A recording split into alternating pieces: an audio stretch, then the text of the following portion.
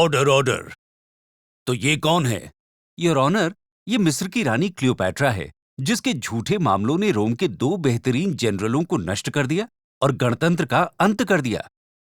Your honour, ये है Cleopatra, इतिहास की सबसे शक्तिशाली महिला, जिसके शासनकाल में मिस्र में लगभग 22 साल तक स्थिरता और समृद्धि आई।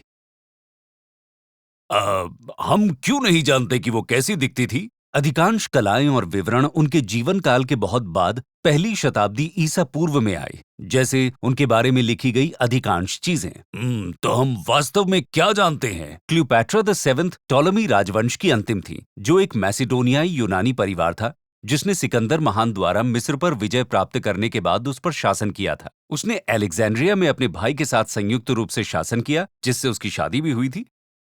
जब तक कि उसने उसे निर्वासित नहीं कर दिया। लेकिन इन सब का रोम से क्या लेना देना? मिस्र लंबे समय से एक रोमन ग्राहक राज्य था और क्लियोपैट्रा के पिता ने गणतंत्र पर बड़े कर्ज ले रखे थे। रोम के गृह युद्ध में जूलियस सीजर द्वारा पराजित होने के बाद जनरल पॉम्पे ने मिस्र में शरण ली, लेकिन क्लियोपैट्रा के भाई ने उसे मार डाला।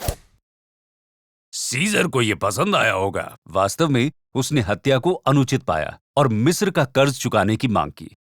वो मिस्र पर कब्जा कर लेता, लेकिन क्लियोपैट्रा ने उसे सिंहासन पर वापस लाने के लिए मना लिया। सुना है वो काफी कायल थी। और क्यों नहीं, क्लियोपैट्रा एक आकर्षक महिला थी। उसने 21 साल की उम्र में सेनाओं की कमान संभाली, कई भाषाएं बोली और दुनिया की बेहतरीन लाइब्रेरी और उस समय के कुछ महानतम विद्वानों वाले शहर में शिक्षा प्राप्त की। उसने सीजर को महीनों तक मिस्र में आराम कराया जब रोम को उसकी जरूरत थी। वो मिस्र की संस्कृति और ज्ञान से मोहित हुआ और उसने वहां अपने समय के दौरान बहुत कुछ सीखा। जब वो रोम लौटा तो उसने कैलेंडर में सुधार किया, जनगणना कराई, एक सार्वजनिक पुस्तकालय की योजना बनाई और कई नई बुनियादी ढांचा परियोजनाओं का प्रस्ताव रखा। हाँ, सभी बहुत महत्वाकांक्षी हैं। बिल्कुल इसी कारण उनकी हत्या हुई। रोम की अजीब राजनीति के लिए रानी को दोष न दे। उसने मिस्र पर शासन करने का अपना काम अच्छी तरह से किया। उन्होंने अर्थव्यवस्था को स्थिर किया, नौकरशाही को प्रबंधित किया, पुजारियों और अधिकारियों द्वारा भ्रष्टाचार को रोका। जब सूखा पड़ा तो उसने जनता के लिए अनाज के भंडार खोले और कर माफी की। अपने राज्य की स्थिरता और स्वतंत्रता को बनाए रखा। उसके शेष शासनकाल में कोई विद्रोह नहीं हुआ। तो गलत क्या हुआ? सीजर की मृत्यु के बाद वो विदेशी रानी रोमन मामलों में दखल देना बंद नहीं कर सकी। वास्तव में ये रोमन गुट थे जो उसकी सहायता की मांग करने आए थे, और निश्चित रूप से उसके पास सीजर का बदला लेने में ऑक्टेवियन और मार्क एंटनी का समर्थन करने के अलावा कोई विकल्प नहीं था, खास तौर पर अपने बेटे की खातिर। और फिर से उसने मार्क एंटनी को अपने विशेष प्रकार का समर्थन प्रदान किया। इससे क्या फर्क पड़ता है? किसी को सीजर या एंटनी के अनगिनत अन्य मामलों की परवाह क्यों नहीं है? हम क्यों मानते हैं कि उसने रिश्तों को उकसाया और केवल शक्तिशाली महिलाओं को उनकी कामुकता से क्यों परिभाषित किया जाता है? ऑर्डर।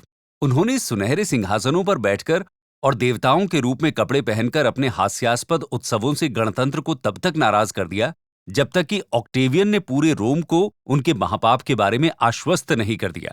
और फिर भी ऑक्टेवियन वो था जिसने एंटनी पर हमला किया, मिस्र पर कब्जा कर लिया और खुद को सम्राट घोषित कर दिया। सत्ता में एक महिला के डर के कारण रोमनों ने गणतंत्र को समाप्त कर दिया, न कि स्वयं महिला को। कितनी विडंबना है।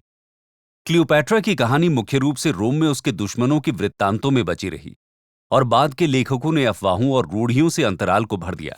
हम शायद उनके जीवन और उनके शासनकाल का पूरा सच कभी नहीं जान पाएंगे, लेकिन इतिहास को कसौटी पर रखकर हम तथ्य को अफवाह से अलग कर सकते हैं।